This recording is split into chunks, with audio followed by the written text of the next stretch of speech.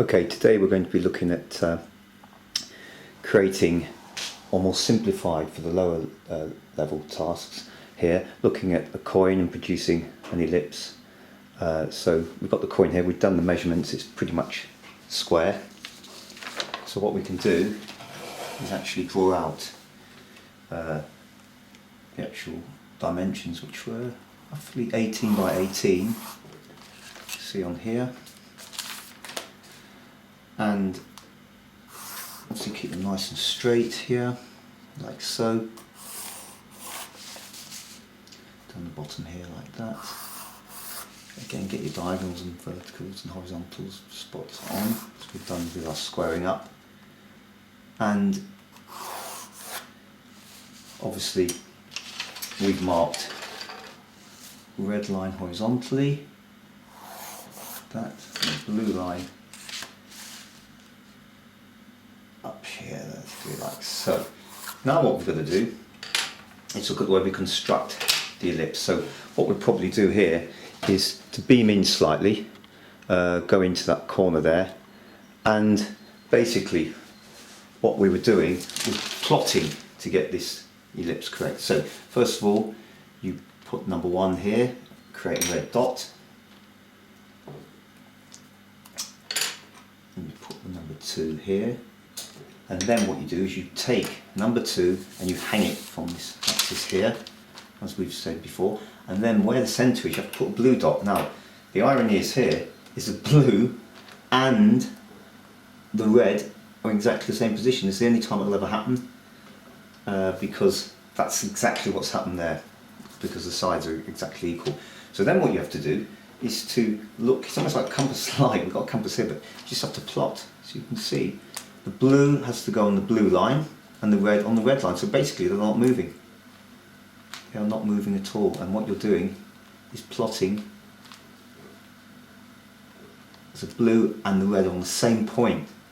So what you tend to do then is swivel around. Now this is the only time it will happen. And obviously you can see that we're going to get something like a perfect circle around here. See, again, the points aren't moving. This is wrong. You can see how far out that's going to go there. That's right.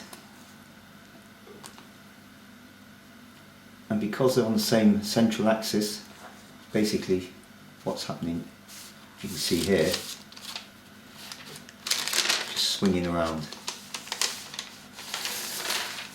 and so forth underneath there. So what you'll end up with, if we beam out a little bit here, you're going to end up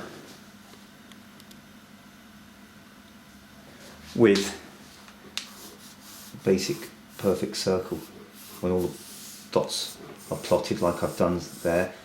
The more dots you do at the top axis, obviously the more correct everything's going to be, the more accurate it's going to be. I've done about 20-25 dots there. And there we have a circle, which is really, really good. Now what we're going to do is I've traced that out already, and what I've got is another, the same circle, but what I've done is moved it slightly over. Now moving it over, what's going to happen, and we'll put some tape here, we slightly move it over 2 circles to create an edge. Now you can move over to the left, to the right, whatever suits your fancy. And then what I'm going to do is basically press down with a sharp pencil to create a second circle here, a more simplified nature.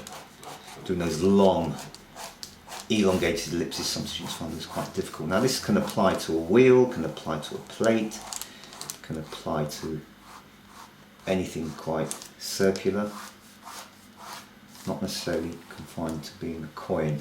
Now we've got that side done. Let's see if it's come through, because I've put lead on both sides. Yep, it's come through. Now we can decide which side we would like the ellipse to take. If I want, for instance, the edge to be here, just draw a straight line here, straight line here. And obviously plot the edge accurately around here. drawing a straight line there.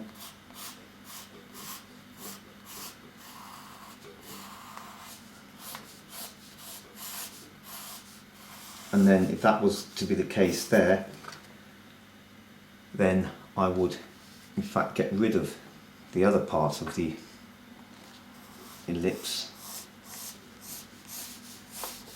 So we've just got the second one in play. And get rid of that one there. Or vice versa, you could have used this as the edge and got rid of this one. What we can see then is that you've got the edge on there, and basically using lines you can go around this edge to make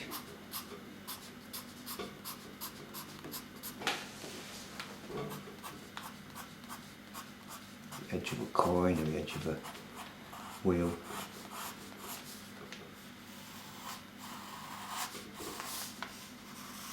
It looks quite impressive. Okay, that's the end of the demo.